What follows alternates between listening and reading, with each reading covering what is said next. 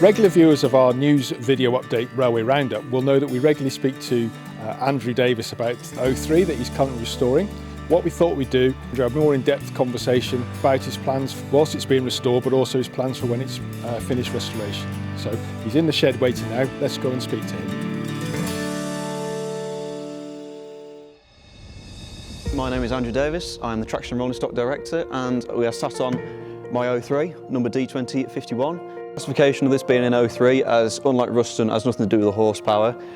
The actual Loco is very similar to the 04s, even though the cabs are slightly different, built at different places, but in principle it is a diesel mechanical 060, built in 1959 in Doncaster. So the power plant for one of these is a straight 8 Gardner. That then feeds to a 5-speed semi-auto air-operated box and then feeds to the final drive. It's very much similar to, you could say, a tractor, with it being purely mechanical, but air-operated, and that's where the diesel mechanical comes from, and it's fed to the wheels via a jack shaft through to the conrods. So originally this Loco was advertised about mid-2023 in traction ads, and it was up there for a good couple of months. A few people inquired, and I went to look at it in August, and in the end put my bid in, thought it's worth a shot. As it stands, it looks identical to as it arrived, but it arrived with a stuck engine, and this is mainly due to it standing at the North Norfolk and potentially another 15 years before that as well, with moisture getting in the bores, and it stuck the engine. So it wasn't a runner when it turned up. Other than that, everything is a bit of an unknown, should we say, with the condition of the gearbox or the final drive. So for anyone from the North Norfolk or other people who may have even worked at Dagenham, any information on the condition would be very much appreciated. So when I first went to look at the Locomotive, it was the first thing we checked was, would the engine turn over, and it was absolutely lock solid. Usually you can get a little bit of play. No, it was seized solid. So when it first arrived here, the first thing we did was clean the engine up, because it was very heavily corroded. There's a lot of surface rust, particularly with all the aluminium covers and all the copper pipe work. So once all of that was cleaned up, we had all the rocker covers off and found really the top end in really good condition. So we then moved on to get the injectors out and get some diesel down the bores. So we left it soaking with diesel in the bores all through Polar 23. And in the new year, that was when we attacked looking at everything else. First thing to do was try it, was still seized. So we ended up going through the bottom end, cleaning all the sump out. But the one thing we did notice was on number 6 was sat at bottom dead, and there was quite a lot of rust down the conrod where water had ran through from the bore, and that straight away said, we've got some water ingress. So after that, once we cleaned all the bottom end and tidied everything up, that was when the attention was then drawn to taking the top end to pieces. Freed off all the manifolds, got the manifolds all off, and then we attacked getting the cylinder heads off. And then from there, that was when we discovered at least 6 of the 8 had moisture in them. 5 and 6 of the worst ones, particularly with the position they were sat in the engine. There was a lot of liner exposed to the water.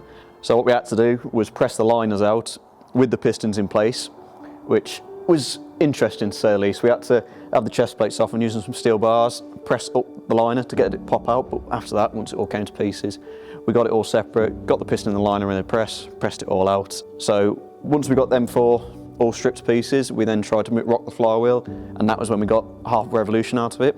So straight away there, engine turns, that was a good start.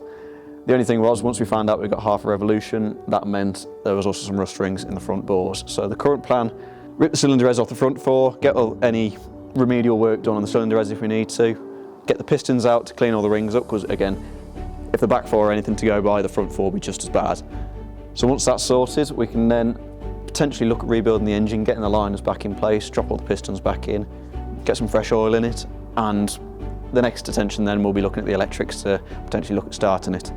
So as previously mentioned, when the Locomotive left BR and entered industrial life at Dagenham, the entire vacuum system was removed. I'll be honest, I have no idea why in particular, whether or not this was to do with BR reclaiming useful bits or whether it was a Dagenham policy.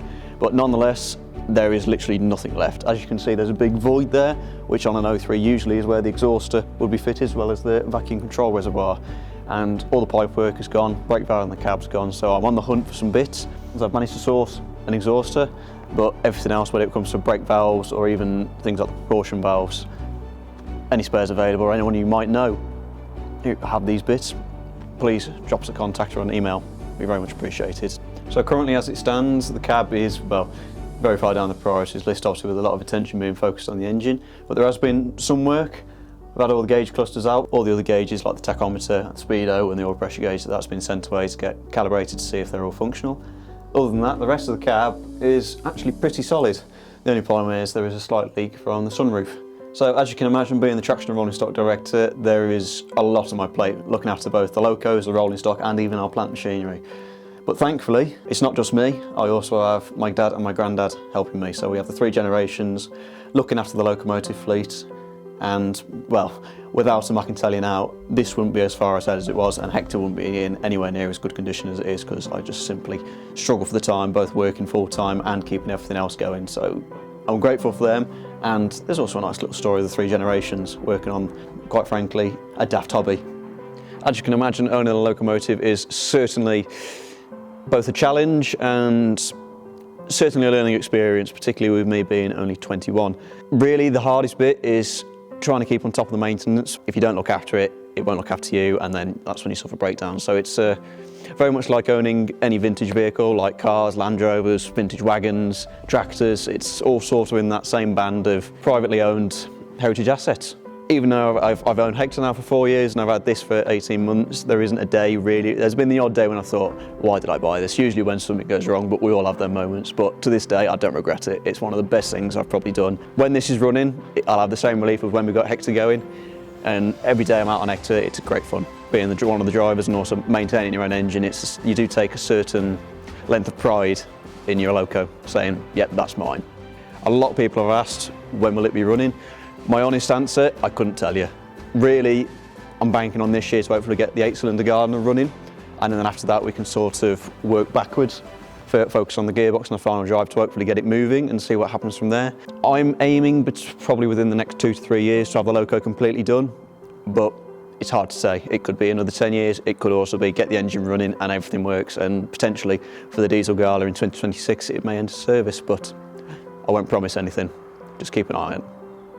Many thanks to Andrew for taking the time to talk to us about his 03 locomotive. We can't wait to see it running at the railway. So if you've enjoyed this video, please like, subscribe to our channel and hit the bell for notifications. It makes a massive difference to us and really appreciate that. And we look forward to seeing you again on the next video. So until then, thank you very much and bye-bye.